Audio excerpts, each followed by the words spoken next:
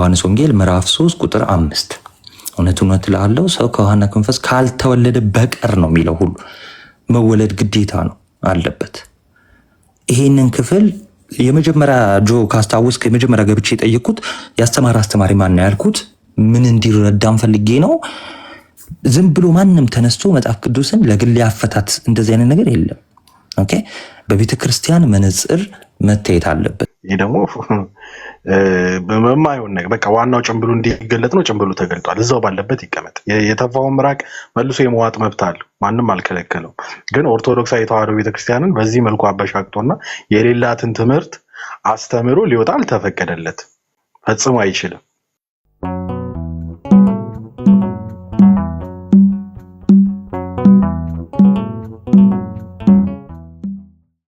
እሺ እንግዲህ ወንድማችን እንዴት ነህ? ሰላም ነህ? ስላገኘው ደስ ብሎኛል። ጥምቀት ለድህነት አይሆንም ወይም ደግሞ ለኃጢአት ስርየት አይደለም የሚለው ሪካርድ እንኳን ቀደም ብዬ ነው ያየሁት እና የመጀመሪያ ዝም ብዬ ለመንደርደሪያ ጥያቄ ምንድን ነው እንደዚህ ብሎ ያስተማረህ መምህር አለ ማለት አንተን ማለት ነው አባቶች ምናምን አይደለም እየጠየቅኩ ያለሁት እንደዚህ ብሎ ያስተማረ መምህር አለ እና ከሌለ እንዴት ነው እንደዚህ አልገባኝም። ጥምቀት ለኃጢአት ስርየት አይደለም ላምብበውና ስለዚህ ቀጥታ ስላልመለስክ ወደ ጥያቄ ይገባለሁ። እሺ ሐዋርያት ሥራ ምዕራፍ 2 ላይ ቅዱስ ጴጥሮስ ምዕራፍ 2 ቁጥር 38 እንትኑ ጥቅሱን በለኝና ነው ለኃጢአት ስርየት ይላል ካልከኝ ለኃጢአት ስርየት ነው የሚለውን በደንብ ግለጽልኝ። ካልሆነ ጥቅሱን እያነበብን እንደማይል እኔ ደግሞ በእርግጠኝነት እነግርሃለሁ። እሺ ሐዋርያት ሥራ ምዕራፍ 2 ቁጥር 38 ላይ ኃጢአታችሁ ይሰረይ ዘንድ ምን አድርጉ ነው ያለው? አይልም ከዛ በፊት አለ። አይልም ከዛ በፊት አንብበው ክፍሉን ድጋሜ ያው ክፍሉን እንየው እስኪ አንብልኛል። አንዴ እኔ እያነበብኩ እንትን ልበልክ ችግር የለውም። እሺ ሐዋርያት ሥራ ምዕራፍ 2 ቁጥር 36ን እያየን ወደ ታች እንወርዳለን። እንግዲህ ይህን እናንተ የተቀላችሁት አለ በደንብ እናድርግ አሏቸው። በደንብ ስሙኝ። ምን እናድርግ አሏቸው? ጴጥሮስ ምን አለ? ንስሐ ግቡ ኃጢአታችሁ እንዲሰረይ ምን ለምን ንስሐ ግቡ ነው ያለው። ተቋላለ አንዴ በነጠላ ሰረዝ ያልተያዘ ቆይ አንዴ ላውራ ከዛ ትክክል አይደለም በለኝ። ቆይ አንዴ ይሁን ከሁለት ኦኬ ቆይ አንዴ ስማኝ አንዴ እሺ እኮ ከሁለት አንዱን ወይ ጠያቂውን ወይንም ይሄንን አብራራ። እንዴት እናድርግ መሰለ ይሄንን ክፍል ከመለያው እኔ እስከታች ድረስ ልግለጸውና አይደለም አረ ቆይ እኮ ላውራ አንዴ እሺ አትደረብ እሺ አሁን ለምሳሌ እዚህ ላይ እሺ አንተም ስትገባ ሶስት እንሆን አይደለም እንደዛ አለበለዛ አንሰማችሁማ እኛ አንተ ጠይቀውና እሱ ይመልስ። አዎ የኃጢአት ስርየት በጥምቀት አይልም ነው። እኔ ነጠላ ሰረዛላ አይደል ሚውት ነህ ፈለገ ጳውሎስ አንዴ ጠይቅና እኔ እንትኑ ባኪን ፎርስ በመቤቴ እንዳታቋርጠኝ። አላቋርጠም ቀጥል። ይኸው ጴጥሮስ ንስሐ ግቡ። ለምንድን ነው ንስሐ የሚገቡት? ኃጢአታችሁ ይሰረይ ዘንድ። ከዛስ እያንዳንዳችሁ በኢየሱስ ክርስቶስ ተጠመቁ። ለምን? የመንፈስ ቅዱስ ስጦታ በኢየሱስ ክርስቶስ ተጠመቁ አንድ አረፍተ ነገር ነው አይደለም? ንስሐ ለምንድን ነው የሚገቡት? ንስሐው ላይ እንመጣለን። አሁን ጥምቀት ላይ ስለሆነ ይሄን አንድ ሰው ንስሐ የሚገባው ለምንድን ነው? ስለንስሐ አይደለም ያስፈልጋል። ኮንፌሽን ስለሚያስፈልግ እሱ አሁን የወንድምነት ምናምን አይደለም። ይሄ ውይይት ነው እኮ መጽሐፍ ቅዱስ ላንባ እንዴ እያሰራኝ አይደለም። በነገራችን ላይ ንስሐ ግቡ ማለት ምን ማለት ነው? ማባሪያ ስጣቸው ለሰዎች። በቃ እሱን እሺ በኋላ አብራራላችኋለሁ። አሁን ልጠይቅ የፈለኩት ንስሐውን ሳይሆን የኃጢአት ስርየት እንዴት እና በምን እንደሚገኝ ላሳይ ስለሆነ ነው። በነገር ላይ እዚህ ላይ ብቻ አይደለም ሌላ ቦታም አሳያለሁ። አሁን እዚህ ክፍል ላይ ኃጢአታችሁ ይሰረይ ዘንድ እያንዳንዳችሁ ንስሐ ግቡ ነው የሚለው ወይስ በኢየሱስ ስም ተጠመቁ ነው የሚለው? እኮ የሚጠመቁት ለምንድን ነው? ከላይ ንስሐ ግቡ ለምን አላቸው? ቆይ አንዴ መጀመሪያ መልስ። በደንብ አዳም ጠያቂ ነኝ እኔ። ስለዚህ የጠየቅኩ መልሰህ ከዛ በኋላ ማብራሪያ ላይ ደግሞ እንትን ትላለህ። ስለዚህ በቃ እኔ በደንብ ድጋሚ ልበልልህ። አትበለው። ቆይ ልጠይቅ ድጋሚ እኔ አትበለው። ቆይ ኃጢአታችሁ ይሰረይ ዘንድ እያንዳንዳችሁ በኢየሱስ ክርስቶስ ስም ተጠመቁ ነው የሚለው ወይስ ኃጢአታችሁ ይሰረይ ዘንድ እያንዳንዳችሁ ንስሐ ግቡ ነው የሚለው? ንስሐ ግቡ ኃጢአታችሁ ይሰረይ ዘንድ። ኃጢአታቸው የሚሰረየው ንስሐ ሲገቡ ነው። እዚህ ጋር የጠየቅኩህን መልስልኝ። ኃጢአታችሁ ይሰረይ ዘንድ ምን አድርጉ ነው የሚለው? ተጠመቁ ኃጢአታችሁ ይሰረይ ዘንድ አይልም። ገና ሲጀምር ንስሐ ግቡ ነው ያለው። ምን አንተ ንስሐ ግቡን የሚለውን ለምን ትፈራለህ? ጨምራ አንብበው እኮ ያው በደንብ አዳምጡኝ። ንስሐ ግቡ ለምን ነው ንስሐ የሚገቡት? ኃጢአታችሁ ይሰረይ ዘንድ። ፈለገ ቆይ ማብራራቱን ያዛርገ አንብበው። ማብራራት ታዲያ ካላብራራው ምን እንትን ልበል? አንብበህ ነዋ። ይኸውልህ ኦርቶዶክስ ሲሆን ሙሉን አንብበው ከዛ በደንብ አዳምጡኝ ጎበዝ፣ በደንብ አዳምጡ። ይህን በሰሙ ጊዜ ልባቸው ተነካ። ከዛስ ጴጥሮስ ሌሎችም ሐዋርያት ወንድሞች ሆይ ምን እናድርግ አሉት። ልክ እንደዛኛው ንስሐ ግባ በክርስቶስ እመን እንዳሉት አሁንም እዚህ ጋር ምን አለ ጴጥሮስ? ንስሐ ግቡ ምን ኃጢአታችሁ ይሰረይ ዘንድ እያንዳንዳችሁ በኢየሱስ ክርስቶስ ተጠመቁ። የምን የመንፈስ ቅዱስ ስጦታ ትቀበላላችሁ። በጥምቀት የመንፈስ ቅዱስ ስጦታ ለመቀበል ተጠመቁ። አንደኛ አምነውም ነው። ሁለቱም አንድ ላይ ነው፣ አይለያዩም። አንደኛው ከመንፈስ ቅዱስ ንስሐ ሲገቡ መንፈስ ቅዱስን ይቀበላሉ። ጥሩ እሺ። የመንፈስ ቅዱስ ኧረ ቆይ በቃ አነበብክ እኮ። ቆይ እንደ የመንፈስ ቅዱስ ስጦታን በጥምቀት ነው የሚቀበሉት ማለት ነው። ችግር የለም። ለምኑን እንደዚህ አይነት የመነጣጠል እንትን ካመጣህማ እኔ ብዙ ነገር ልጠይቅህም እችላለሁ። እንዲህ ከሆነ ጥያቄን ጨርስና ከአንተ ጋር ደግሞ 3 ደቂቃ 5 ደቂቃ ይዘን እንወያየን። በዚህ ክፍል መሰረት ጥያቄ ጨርሱና አወያየን ከሱ ጋር። ጥያቄ ያላችሁ ጨርሱ። በዚህ ክፍል መሰረት የመንፈስ ቅዱስ በዚህ ክፍል መሰረት ኃጢአቱ የተሰረየለት ቆይ ላውራ እንጂ እኔ ላውራ እንጂ አንተ ወንድሜ ላውራ እንጂ እኮ ለውይይት ከሆነ አይ እየጠየቅኩ ነው። በቃ ብዙ ሆነ ጥያቄ ጠይቀህ እስካሁን እኮ ልጠይቅህ እንደ እያወራህ ነው። አሁንም በዚህ ክፍል መሰረት በጥምቀት የመንፈስ ቅዱስ ስጦታንም ትቀበላላችሁ እያለ ነው አይደል? ንስሐ ስለገቡ ነው የመንፈስ ቅዱስ ስጦታ የሚቀበሉት እንዴ? ንስሐ ሳትገባ ስለተጠመቅ የመንፈስ ቅዱስ ስጦታ አትቀበልም? እሺ እዚህ ክፍል ላይ ካላመነ ምንም ማድረግ አይችልም። ከእግዚአብሔር ጋር መገናኘት አይችልም። እዚህ ክፍል ላይ ጥምቀት ጥቅሙ ምንድን ነው? እዚህ ክፍል ላይ ለምንድነው ተጠመቁ የተባሉት? በዚህ ክፍል መሰረት ለምንድነው ተጠመቁ የተባሉት? ያ በቁጥር 38 መሰረት ለምን ተጠመቁ አላቸው? በሚመስል ሞት ትንሣኤውን በሚመስል ትንሣኤ መጽሐፍ ቅዱስን ልትገነጣጥለው አትችልም። አየህ፣ ስነ ፍታት ማለት ወደኋላም ትሄዳለህ፣ ወደፊትም ትሄዳለህ። ወደኋላ ወደፊት መሄድ ማንም አይከብደውም። ወንድሜ አንድ ሰው ቆይ አዳምጠኝ። ስለ ጥምቀት ካወራ ሁሉንም ታያይዛለህ። እዚህ ክፍል ላይ እያንዳንዳችሁ በኢየሱስ ክርስቶስ ስም ተጠመቁ ልትገነጥለው ነው። እዚህ ክፍል አንተ እኮ ነው ገንጥለህ የተረዳኸው። እኔ አልገነጠልኩም። ይኸው ንስሐ፣ ይኸው ሌላ ቦታ ደግሞ እኔ ኖ ሌላ ቦታ እዚህ ጋር ነን። ይኸው ንስሐ ለምን እንደሚጠቅም የጌታ ይኸውልህ፣ ንስሐ ለምን እንደሚጠቅም አንድ ሰው ሲያምን የሚያምንበት ምንድን ነው? ኃጢአቱ እንዲሰረይለት ይቅር እንዲባል ነው ንስሐ የሚገባው። ለዛውም እኮ ኃጢአተኛ ነኝ ብሎ ሲያምን አንድ ሰው ንስሐ ገባ ይባላል። ታዲያ ለምንድን ነው የሚጠመቀው? ትብብር ማድረግ አለበት እንዴ። ይኸው ከክርስቶስ ጋር ሞቻለሁ፣ ከክርስቶስ ጋር ተነስቻለሁ ብሎ የሚተባበርበት ትልቅ በቃ ሌላ ጥምቀት ያድናል ካልክ 2 ጊዜ ድነት እንደሌለ ላረጋግጥልህ እወዳለሁ። እሺ፣ ስለዚህ በዚህ ክፍል መሰረት ከመጠመቃቸው በፊት አምነው ነበር፣ ልባቸው ተነካ ሲባል አይደል? ያን የኃጢአት ይቅርታ አግኝተዋል። እነዚህ እኮ ስማ፣ ኃጢአታቸው እኮ የተሰረየላቸው አስቀድሞ ነው። ክርስቶስ እኮ አድኗቸዋል፣ ኃጢአታቸውንም ደምስሶላቸዋል። ታዲያ ለምን ቅዱስ ጴጥሮስ ኃጢአታችሁ ይቅር እንዲባል ተጠመቁ አላቸው? ያው እዚህ የሰሩትን ስራ ነው። እዚህ ጋር የሰሩትን ስራ የሚሰሩትን ስራ ንስሐ ገቡ። የሚገቡት በአዳምና ሔዋን የተሰራውን ኃጢአት አይደለም። እሱን ጴጥሮስን ጠይቀው እንግዲህ ለምን ንስሐ ግቡ እንዳላቸው። ስለዚህ መልስ የለም። ወደ ሁለተኛው ጥያቄ ሄዳለሁ። ሰው ከክርስቶስ ጋር ሳይተባበር ሰው ከክርስቶስ ጋር እኔ እያስወራኸኝ አይደለም። አልገባኝም። እሱ ላይ ደግሞ ተወያየው። የምትወያየው ከሆነ ተወያየው። አንተ ብቻ ጠያቂ ነው እኮ እየሆንክ ያለው እኮ። ሁለት ጥያቄ ስለፈቀደልኝ እስከፈለገው ስላለ ሁለተኛው ጥያቄ ልጠይቅ። ፈለገ ሁለተኛ ጥያቄ ትቀበላለህ? በተጨማሪ ሁኔታ ከሱ ጋር መወያየት እንጂ መጠየቅ አልፈልግም። በቃ ካለ ሌላ ሰው መወያየት መጠየቅ ወይ ጠይቆ ዝም አይል ራሱ ይመልሳል። ራሱ ውሳኔ ይወስናል። ናቲ ከጠየቀው የአብራራ እድል ስጠው። እኔ እስካሁን እሱ ሲያብራራ እኔ መሀል ላይ አልገባሁም። ጠይቄ ነው በቃ ጠይቀውና እንዲያብራራ ጊዜ ስጠው። ቀጥል። ጥሩ እሺ፣ ጥያቄ ልጠይቅህ። ሰው ከክርስቶስ ጋር አንድ ሳይሆን ወይ ደግሞ ያንን ሞቱን መቀበሩን ትንሣኤውን ከክርስቶስ ጋር በመተባበር አንድ ሳይሆን መዳን ይችላል?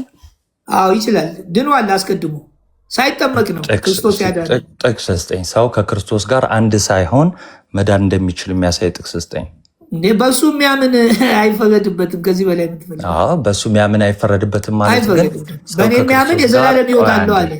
አዳምጣንተ ናቲ እንዴ መልስ ለምንድን ነው ስመልስ አንተ የኔ መልስ የምትለው? ጠየቅ አይደለ? መልሱ ካልተመቸ መልስ። ጥሩ በቃ ተወዋ። መልሱ ካልተመቸ መልስ ነው ያልኩህ። አልተመቸኝም ማለት እኮ ይኸው መጽሐፍ ቅዱስን ይኸው በሱ የሚያምኑ የዘላለም ሕይወት እንዲኖራቸው እግዚአብሔር አንድ ልጁን ላከ። ከዛስ በእርሱ የሚያምን አይፈረድበትም፣ የማያምን ይፈረድበታል። በማያምን በአንዱ በእግዚአብሔር ልጅ ስላላመነ አሁን ተፈርዶበታል። ብርሃን ወደ ዓለም ይመጣል ብሎ በክርስቶስ የሚያምን ምን አይልም፣ አይፈረድበትም። ጨረስክ? ስለዚህ በክርስቶስ ሲያምን የሚያምነው እኮ ሞተህልኛል፣ አብሬ ሞቻለሁ፣ አብሬ ተነስቻለሁ፣ አላወኩም። ወንጌሉ እኮ ተፈጽሞለታል። ግን ስላላወቀ ስላልሰማ፣ አሁን ሰማ። ሲሰማ ምን አለ? እንዴ ይህ ሁሉ ለእኔ ነው የተከፈለው። ለምን? መተላለፋችንን፣ በደላችንን፣ ቁስላችንን፣ ኃጢአታችንን ሁሉ ዋጋ ከፍሏል። በአዳምና ሔዋን ማንም አይጠየቅም። የሚጠየቀው በአዲሱ ኪዳን ነው። አዲሱን ኪዳን ደግሞ አመነ። ይሄ ነው። እሺ ጨረስክ መሰለኝ አይደል? እሺ የጠየኩ ጥያቄ ምን ነበር? አስታውሰኝ እስቲ። ጥያቄ አንተ አሁን የአንተ ጥያቄ ምንድን ነው? አንድ ሰው የሚተባበረው በጥምቀት ነው ልትለኝ ነው? አይደለም።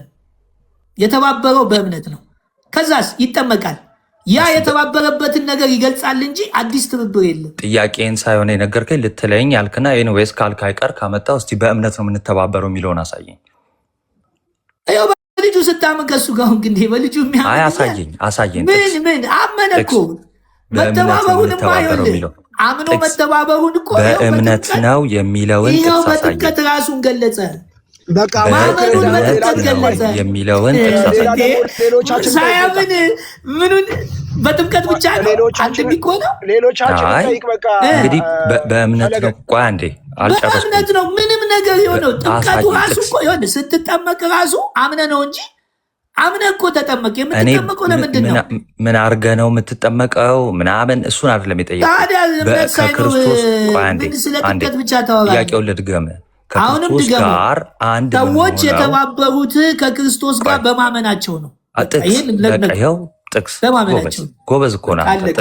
ጥቅስ እመኑኝ ግድ የለም ነው ወይስ አለህ ጥቅስ? እንዴት ነው መኑ ግድ የለም? አንድ ሰው ሲያምን ለእግዚአብሔር ልጅ ይሆናል። ይኸው ቆይ በቃ እንደ ቅድም የተማርነውን እንትን አትበሉብን። ቆንጆ ቅድም ፈለገ ቆንጆ አስተምሮናል። ሌሎቻችን ጠይቃ ሌሎቻችን ጠይቅ። ስለዚህ እኔ ቤት ከፍታለሁ። ኑ ሁላችሁም ትልቁ ላይ ላድርገውና ጆዬ ትቀጥላለህ። ቀጥልና መስጠት እችላለሁ። አንተ ሄድበት። ኦኬ በአጭሩ ኦኬ ከዚህ ክፍል እንነሳ። ይሄን ክፍል ያነሳሁት በዚህ ምትክ ላነሳ የነበረውን ስለተውኩ ነው። ቅድም ማነው ከዚህ በፊት የነበረ ጆዬ እዚህ ጋር የምታዩት ወንድማችንን ዮሐንስ ምን እየጠየቀው ነበር? አባቶች እየጠየቀው ስለነበር ልክ እንደ ጴንጤዎች አባቶችን አልቀበልም አይነት ነገር ስለሰማው ኦኬ፣ ስለዚህ የአባቶችን አስተምህሮ የያዘውን አንደኛውን እና ትልቁን ክፍል አነሳሁት። በቃ ይሄ ማለት በኒቃውና በቆስጠንጢኖስ ጉባኤ ላይ የእምነት መግለጫችን ላይ እንግዲህ ለኃጢአት ስርየት በምትሆን በአንዲት ጥምቀት እናምናለን የሚል ነው። አንድ ሰው ክርስቲያን ለመባል ይህንን መመስከር አለበት። ከጅምሩ ምን መመስከር አለበት? ናሲኖ ኮንስታንቲኖፖሊተን ክሪድ ወይም ደግሞ የኒቂያውና የቆስጠንጢኖስ ክሪድ የእምነት መግለጫ ማመን አለበት። እሺ በአንዲት ኩላዊት በሆነች ሐዋርያት በሰበሰቧት በአንዲት ቅድስት ቤተክርስቲያን እናምናለን፣ ኃጢአት በሚሰረይባት በአንዲት ጥምቀት እናምናለን የሚለውን ይህን ካላመነ በቃ አንድ ሰው ክርስቲያን አይደለም። ኦኬ በቃ የመጀመሪያው ነገር ማለት ነው። ስለዚህ ለዚህ ሰው አሁን አባቶችን ብትጠቅሱለት ኖ አልቀበልም፣ ወይም ደግሞ ጉባኤያትን ብትጠቅሱ አልቀበልም አይደለም ይላችሁ። ኦኬ ይሄ ክፍል ማለት ጉባኤው በዋናነት ያነሳው ይሄንን ክፍል ነው። ምንድነው? ቅዱስ ጴጥሮስ እንግዲህ ኃጢአታችሁ ይሰረይ ዘንድ እያንዳንዳችሁ በኢየሱስ ክርስቶስም ተጠመቁ የሚል ነው። ስለዚህ በኢየሱስ ክርስቶስም ተጠመቁ የተባሉት ለምንድን ነው? እያንዳንዳቸው ኃጢአታቸው ይሰረይ ዘንድ ይቅር ይባል ዘንድ። ስለዚህ የኃጢአት ይቅርታን ጥምቀት ይሰጣል ስንል ይሄው ከነ ቅዱስ ጴጥሮስ አስተምህሮ ነው ማለት ነው። እዚሁ ክፍል ላይ አይ ነው ለኃጢአት ስርየት አይደለም እንደው ከሞቱ ጋር አንድ ለመሆን ነው የሚል ነገር ሰምታችኋል አይደል? ያ ከሞቱ ጋር አንድ መሆን ማለት ምን ማለት ነው? መሞት ማለት ነው አይደል? መሞት ማለት መጽደቅ ማለት ነው። በዚህ መሞት ለመጽደቅ ነው። ማስረጃ ሮሜ 6 ክፈትልኝ 6:6 ኦኬ ይኸውላችሁ ሰው ከክርስቶስ ጋር አንድ ሳይሆን እንዲሁ በራሱ ሊድን አይችልም። ኦኬ ለምን? በክርስቶስ የተሰራውን የማዳን ስራ ስንል ሞቱን ቀብሩን ትንሣኤውን ማግኘት አለበት። አንድ ሰው አሮጌውን ስጋ ማስወገድ መስቀል አለበት፣ መቅበር አለበት። ከዛን በአዲስ ህይወት ለመመላለስ መነሳት አለበት። ለዛ ይሄ ሮሜ 6 ካስረዳን በኋላ ቁጥር 6 ላይ ቁጥር 5 ላይ ምን ብሎ ይመጣል? እንግዲህ ሞቱን በሚመስል ሞት ከእርሱ ጋር ከተባበርን አለ ኪፕ ዩ ላይቭ ኤንጌጂንግ ተርን ዩን ካሜራ ኦፍ ሾዊንግ ስታቲክ ኢሜጅ ምናምን የሆነ ዋርኒንግ ምናምን ዞሮ ዞሮ የኃጢአት ስጋ ይሻር ዘንድ አሮጌ ሰዋችን ከእርሱ ጋር እንደተሰቀለ እናውቃለን ይላል ቅዱስ ዮሐንስ አፈወርቅ። ይህንን ክፍል ይዞ ምን ይላል አያችሁ? ጥምቀት መስቀል ተብሎ ይጠራል ይላል። ስለዚህ 6:6 ላይ ይዘው የሞተስ ከኃጢአቱ ጸድቋል። ስለዚህ ከኃጢአቱ የጸደቀው የትኛው ነው? ምን ያደረገ ነው? የሞተ ነው። የሞተ ከኃጢአቱ ምን ይላል? ይጸድቃል ማለት ነው። የሚሞተው በምንድን ነው? በጥምቀት። ሮሜ 6 በግልጽና በግልጽ ነው የሚናገር። ኦኬ በጥምቀት ይሞታል፣ በጥምቀት መቀበር አለ፣ በጥምቀት ደግሞ መነሳት አለ። ሞቱን ቀብሩን ትንሣኤውን የምናገኘው በጥምቀት ነው። አባቶች እንደው ከምንም ከመጀመሪያው 100 ክፍለ ዘመን ጀምራችሁ እስከ መጨረሻው የአባትነት ጊዜን ብታዩ፣ ስኮላርስ ብታዩ፣ የቤተክርስቲያን አስተምህሮን ብታዩ በጉባኤ ደረጃ ጥምቀት ለድህነት ነው።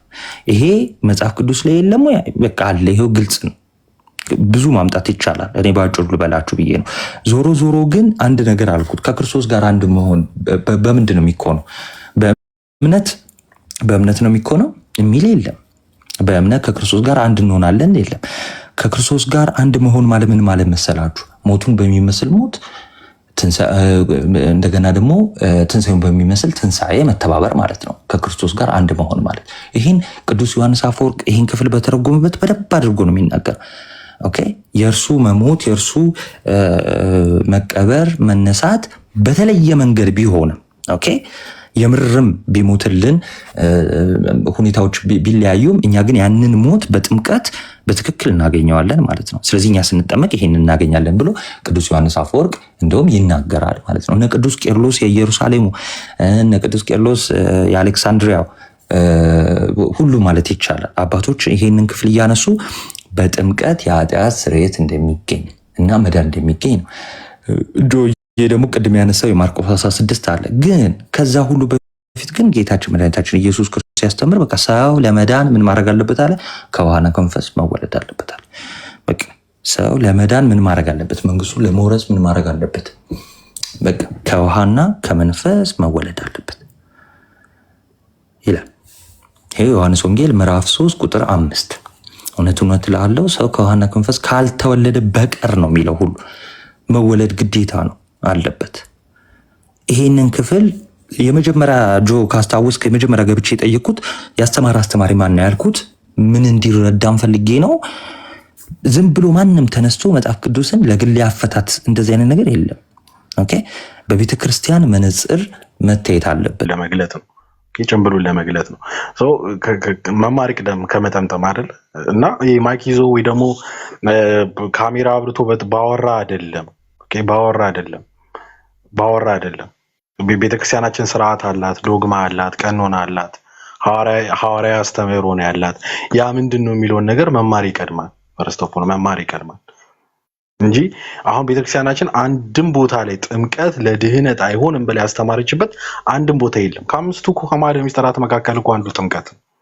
ለስማሽ ሪስፔክት የምትሰጠው ነገር ነው ማለት እንደዚህ ጭንብልን ግልጥ አድርጎ እንትን ማለት ነው።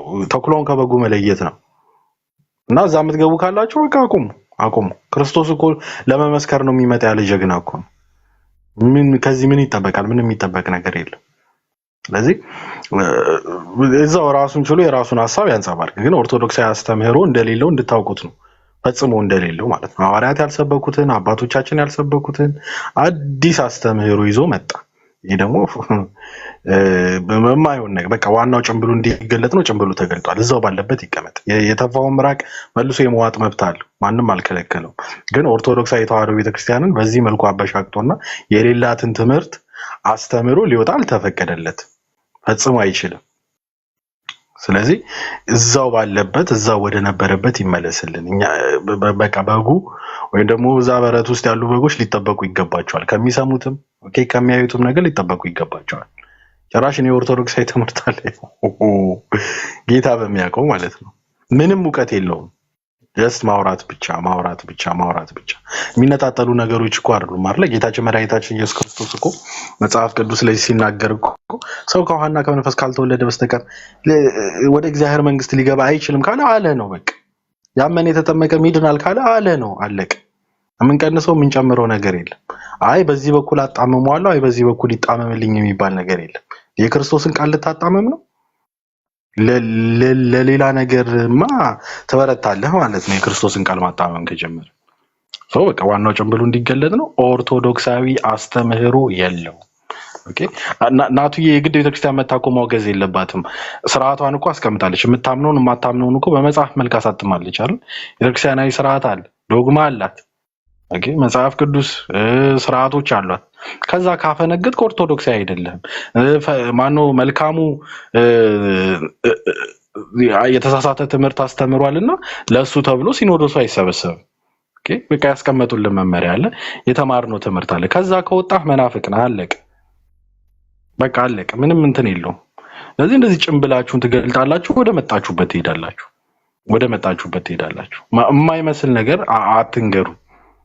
የማይመስል ነገር አትንገሩ።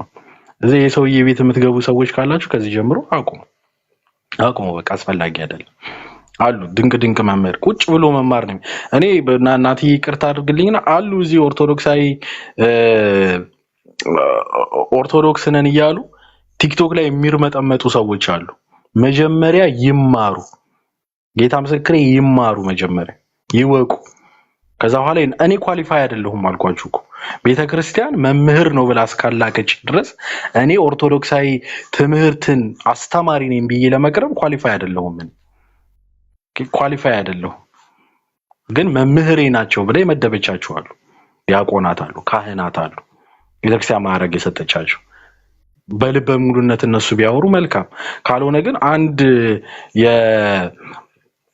የሜዳ ሚዳቆ ተነስቶ እኔ ኦርቶዶክሳዊ አስተምሮ አለኝ ቤተክርስቲያናችን ጥምቀት ለድህነት አይሆንም ብላ ነው የምታስተምረው ብሎ መነሳት ማለት ከባድ መንፍቅና ነው። ይሄ ሲኖዶሱም ለአንተ አይሰበሰብም። የሰፈር ዱርዮች ያወግዙሃል። አንተ ሌላ ሲኖዶሱ ለአንተ ብሎ ይሰብሰብ እንዴ? በቃ መለየት ነው አንተ። አለቀ በቃ። አሁን በፊት እኛ ኦርቶዶክሳውያን ዘንድ እኮ ማጨብጨብ ምናምን ነገር የለም። የክርስቶስን መስቀል ነው የምናሸክማችሁ። አለቀ። ሰው አምኖ መጥቶ ወደዚህ ቅድስት ቤተክርስቲያን ሲጨመር ሆይ የለም። በቃ የክርስቶስን መስቀል ነው የምናሸክም። ዳይ የመዳን ስራ አለ አይደል? ፊልጵስዩስ መልእክት ምዕራፍ 2 ቁጥር 12 ላይ ነው ሰርክ ነው አይደል የሚለው?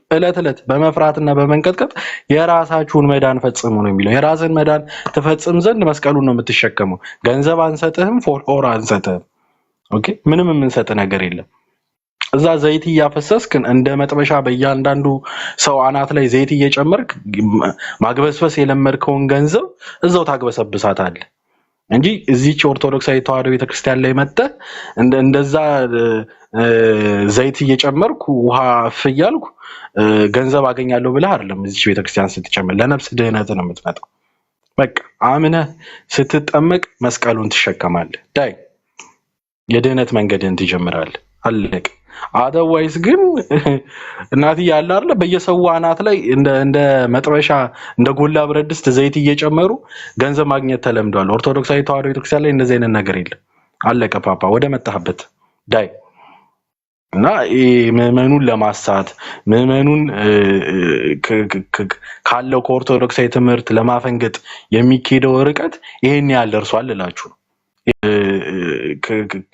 ካለው ከኦርቶዶክሳዊ ትምህርት ለማፈንገጥ የሚካሄደው ርቀት ይሄን ያህል ደርሷል እላችሁ ነው። ይሄን ያህል ደርሷል እላችሁ ነው። ወንድሞችን በመሳደብ እህቶችን በመሳደብ መንፈሳዊ አገልግሎት የሚሰጡ ልጆችን በመሳደብ ካለው ምዕመን በመለየት ኦርቶዶክሳዊ ተዋሕዶ ቤተክርስቲያንን ትምህርት እንዳያውቁ በማድረግ እነሱን ብቻ እየተከተሉ ያው መንፍቅና እየተማሩ እንዲሰነብቱና እንዲመነፍቁ ለማድረግ የሚካሄድበት ረቅ ነው። ስለዚህ አድባችሁ ተቀመጡ። በቃ ራሳችሁን ቻሉ። እኛ በግድ ኑ አላልንም። ኦኬ በቃ መንገዱን ያሳየነው መንገዱን ተከትላችሁ መጣችሁ። እዛ መንገድ ላይ ደግሞ ህግና ስርዓት አለ። ቤተክርስቲያናችን ያስቀመጠችልን ህግና ስርዓት አለ። በዛ ህግና ስርዓት የማትከተሉ የማትራመዱ ከሆነ ኧረ ለእናንተ ሲኖዶሱ አይሰበሰብም። እኔ ጆን ይበቃሃለሁ። በቃ ኦርቶዶክሳዊ ትምህርት ካላስተማርክ ውጉዝ ነህ። በቃ ምንም ይሄ ጥያቄ ምናምን ነገር የሚያስከትል ነገር አይደለም። ስለዚህ እዛ ወደ መጣህበት ፓፓ እዚህ አታስጨንቀን። እኛ ብዙ ስራ አለብን እዚህ እየይሰልጅ ትሆናልና ሶሪ ፓፓ እናቲ አፉ በለኝ። አንድ ሰው እያለ እና ፓስተር ነበርኩ ምናምን ብሎ ወደዚህ ቤተክርስቲያን ተጨመረ። ፈለገ ጳውሎስ የሚባል ማለት ነው፣ መልካሙ የሚባል ሰውዬ እና ቪዲዮን አይቼዋለሁ። እግዚአብሔር በሚያውቀው ጥምቀት ለድህነት አይሆንም ብሎ የለቀቀውን ቪዲዮ አይቼዋለሁ። ቪዲዮ ልሰራበት ነበር። እንደን እንዳጋጣሚ ሳልፍ እዚህ ካልወራው ቤት ሲቀባጥር አገኘሁትና ገባው። ከኔ ጋር እንወያይ አልኩት። አባቶች ፈተውታል አልፈቱትም? ቤተክርስቲያን እንደዚህ ብላ ታስተምራለች አታስተምረ? የኔ መረዳት ፓፓ የራስን መረዳት ኪስ ውስጥ ከተውና በ56 ቁጥር ባስ ወደ መጣህበት ማለት ነው። ወደ መጣህበት የታክሲ እኛ እንችላለን። የሆነ ዕቃ ምናምንም ካለ የፒክአፕ ምናምን እኛ አለን። ወደ መጣህበት ትሄዳለህ። የቤተክርስቲያን አረዳድ ወይ ደግሞ የቤተክርስቲያን ትምህርት ከሐዋርያቱ የመጀመሪያው መቶ ክፍለ ዘመን ሁለተኛው ሶስተኛው መቶ ክፍለ ዘመን ከነበሩ አባቶች የተቀዳ ነው። ኦኬ እንጂ እኔ ጆኒ ተነስቼ መጽሐፍ ቅዱስን የማብራራት ስልጣኑም የለኝም ማዕረጉም የለኝም። ኦኬ ማዕረጉም የለኝም ስልጣኑም የለኝም። ማንም እንደገዛ ፍቃዱ እንዳይተረጉም መጽሐፍ ቅዱስ ራሱ ይነግረናል። ያንን ይዤ ነው የምኖረው። ስለዚህ እኔ ተነስቼ እንዴ የጴጥሮስን መልእክት ሲፈታው እኮ እኔ በሳቅ ሞትኩኝ። በቃ ምንም በቃ እውቀት ነው የለውም። አንዳንዴ እንደው ሰው እንዲወደን ብለን እግዚአብሔርን ቃል በዚህ ልክ ማጣመም እንደው አእምሮ ያለው ሰው እኔ የሚችለው ነገር አይደለም። እኔ አእምሮ አለኝ ፊደል ቆጥሬ ያለውና በዚህ ልክ ማጣመም ተገቢ አይደለም። በቃ እኔ ፕሮቴስታንት ነኝ። ኦርቶዶክሲያን ጋር የመጣሁት ጀስ ለሽቀላ ነበር፣ አልተሳካልኝም። ኦርቶዶክሲያን የሚያሸክሙ መስቀል ነው። ኦኬ በቃ አለቀ። መስቀሉን ይሰጠዋል፣ ትማራለህ፣ ትጾማለህ፣ ትጸልያለህ፣ ትሰግዳለህ። አለቀ። ይሄ ነው። ሽቀላ የለም እዛ። እና ወደ አዳራሽ እንመለስ እና በየሰው አናት ላይ ዘይት እየጨመርኩ መላይን እሰበስባለሁ። ይመች ፓፓ ሂድ። ከነፍስ ስጋን ካስበለጥክ መሄድ ትችላለህ። ግን እዚህ መጥተህ ኦርቶዶክሳዊ ትምህርት ላይ የሌለውን ነገር እየዘባረክ የመቆየት እንትን የለ። ስፔሻሊ እኛ ባለንበት ቲክቶክ ላይ እንደ ኦርቶዶክሳውያን ባይኖሩ ኦኬ እሺ ይመችን እንላለን። ኦርቶዶክሳውያን ባሉበት ቲክቶክ ላይ በዚህ ልክ መዘባረቅ ለጤናህም ጥሩ አይደለም። ትልቅ ሰው ነህ፣ ስኳር አለ፣ ደም ብዛት አለ፣ ምናምን አይስታፍ ጥሩ አይደለም። ውሃ ጠጣ። አሁን ጸበል ነው መጠጣት ያለብህ አንተ ሲሆን አሁን ጾመ ኩዳዴ ነው።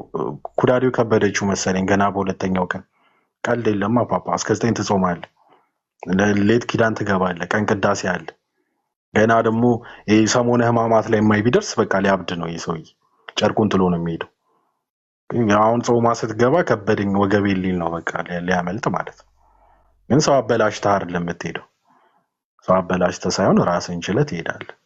የታክሲ እንዳያሳስብ እኔ ያለው ምንም እንትን የሚል ነገር የለም። ስለዚህ እንዴ ለፍርድ አይመጣም ብሏል እንዴ? ያሳቀኝ እና ለምንድን ስጠኝ ሊመሰክር ምኑን ይመሰክራል። ምኑን ነው የሚመሰክረው ፓፓ? ምን አውቄ ምን አውቄ በማለት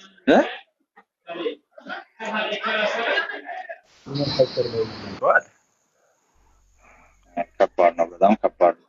እንደዚህ አይነት ሰው ጋር ምናምን እንዳትገኙ። ወይስ ኮሜንት even say there is no resurrection በቃ እንደዚህ አይነት ሰው ከተቻለ ነው ብሎክ አድርጎ እንዳይመጣን እንዳሰሙ በመስማት ራሱ ጆሮአችሁ እንዳታቆሽሹ። እንደዚህ አይነት ሰው ሲመጣላችሁ እንዳትሉ ብሎክ ማድረግ፣ እንደዚህ አይነት ሰው መራቅ ነው ያለባችሁ። ባይዘው ያ ትክክል። አሁን ትንሽ ቆይታ ኢየሱስ ስላልኩ እንዲህ ነው የሚሉት። ያ ኢየሱስ ስላልኩ እሱ ብቻ ነው አዳኝ ስላልኩ ተገፋው ነው የሚሉት። አሁን ትንሽ ጠብቋቸው እንደዚህ አይነት ሰው።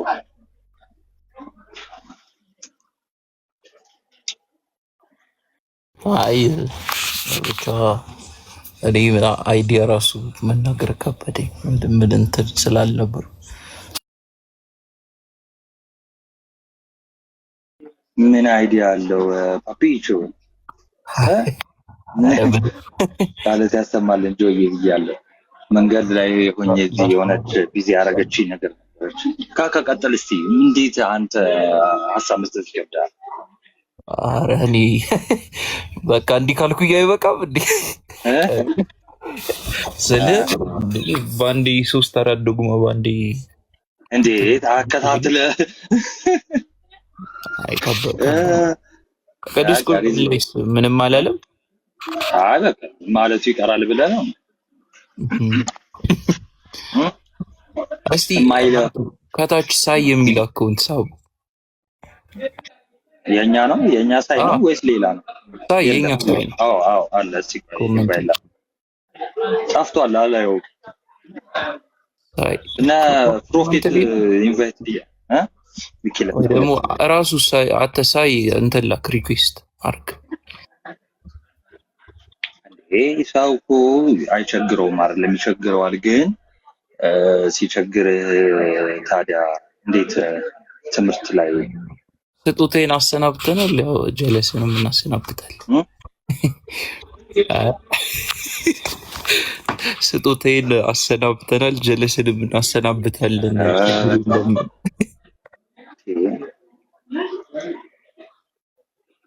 ናቲ በዚህ እንደምት እኮ ጀለሶች ይሻላሉ። እዛ መስለዎቹ ፒስ ነው ታምስክር የውስጡ ጋት የለብህም። መልአኩን የምሬን እኮ ነው። ምን የውስጡ ጋት እኔ አሁን የሚያስጠላኝ የውስጡ ጋት ነው። ይሄ እኛን መስሎ የሚገባና የሚዋጋ ሰው ነው የሚያስጠላኝ። አንደኛውን ከለየኸው እኮ ችግር የለው። በቃ የለየኸውን ይሄ የውስጥ ጠላት ነው የሚያስቸግረው። ከውስጡ ነው እንትን የሚተኩስ እና ብትናገረው ህዝቡ ይፈርድብሃል። እንደ እንትን ጸጥ ስትል ደግሞ እንደዚህ አይነት ትምህርት ይዘው ይመጣሉ። የሌለ ትምህርት ማለት ነው።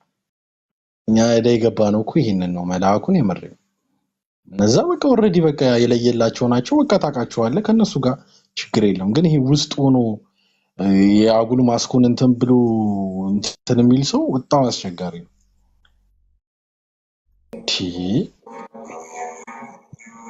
በውስጥ እናውራ ይሆን እንዴ? እስቲ በውስጥ ጻፍለት እስቲ ከመለሰልህ ሜቢ እንደው እኔ አላውቅም።